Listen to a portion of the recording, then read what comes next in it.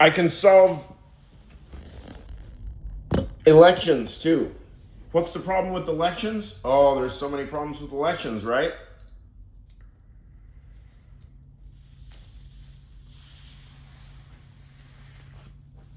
Step 1. Campaign financing is fixed. It's a fixed amount. Every candidate gets the same amount dispersed by the government.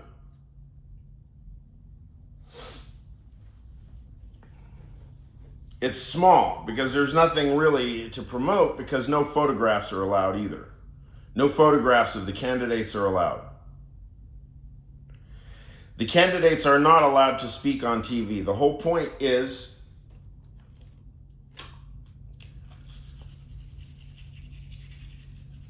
candidates have to run anonymously. The only thing that you get to see of the candidate is that you have to read what their platform is, what their theoretical standpoint is, what all their policy positions are. And you have to think it through. That's all. So it's like doing homework. Written materials are released, and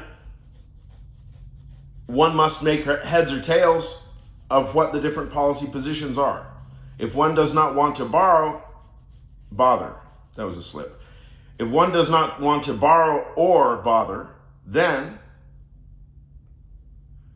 hopefully one has some trusted colleagues, friends, and family who then one will discuss the matters with, because the whole point is even if you don't feel intellectually motivated enough or engaged enough or whatever your rationale for not slogging through the tedium of policy semantics and logic, right? Nobody can blame most citizens for not doing that.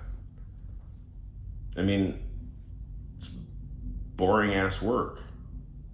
But every citizen's job is not to be a nerdy, intellectual, tedious, fucking whatever, right? No. We have all kinds of people who bring all kinds of skills and talents and just spiritual materials, very nuanced and robust and complex spiritual materials, even people that superficially may not seem to contribute anything to society. They may have a good heart and they may be engaged. And what that does is it injects love and harmony into the system. It injects leeway into the system. You don't want everybody engaged like this. I mean, who want to fucking live like this? You know, one thing that people tell me over and over again is, well, not over and over, but it comes up from time to time.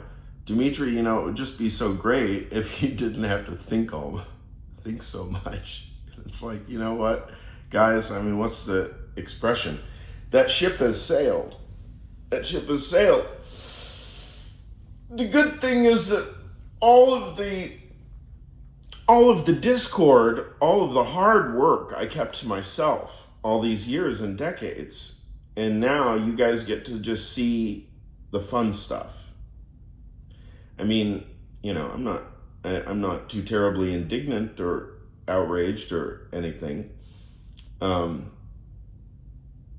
Outside of the political situation, I am pretty shocked at how anemic, in general, our response is.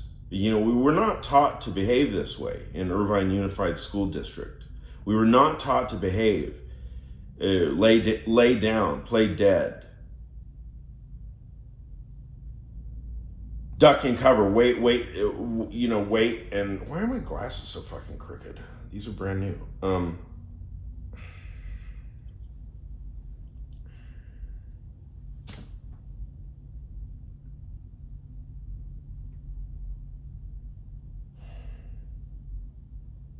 From what I remember, I mean, like, look, Cora Peck.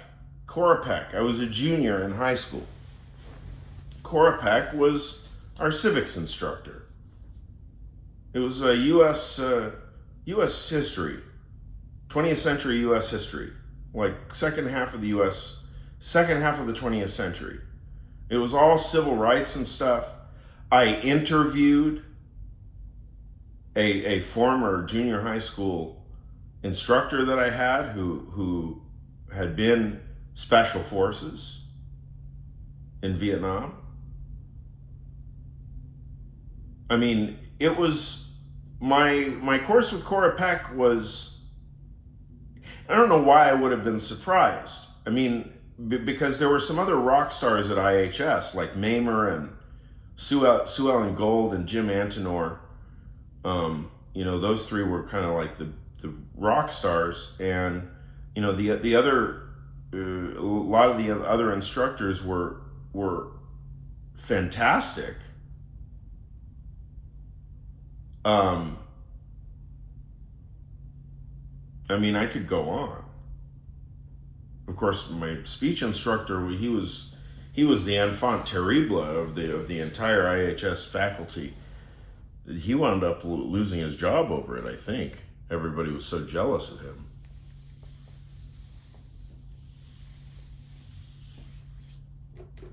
Jealous of his popularity. The students loved him. Still do. I mean, we're all in touch with him. Rick Lara. Represent, man.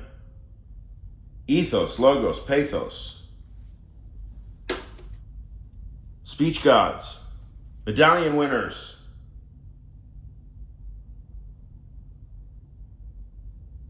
Birds of a feather. Flock together.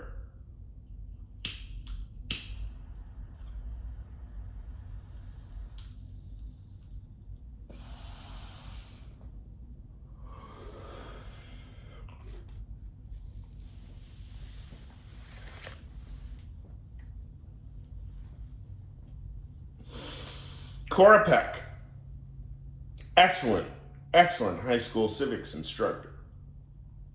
I hope she's doing well. I think she should be teaching government at Yale or something. Professor Freeman,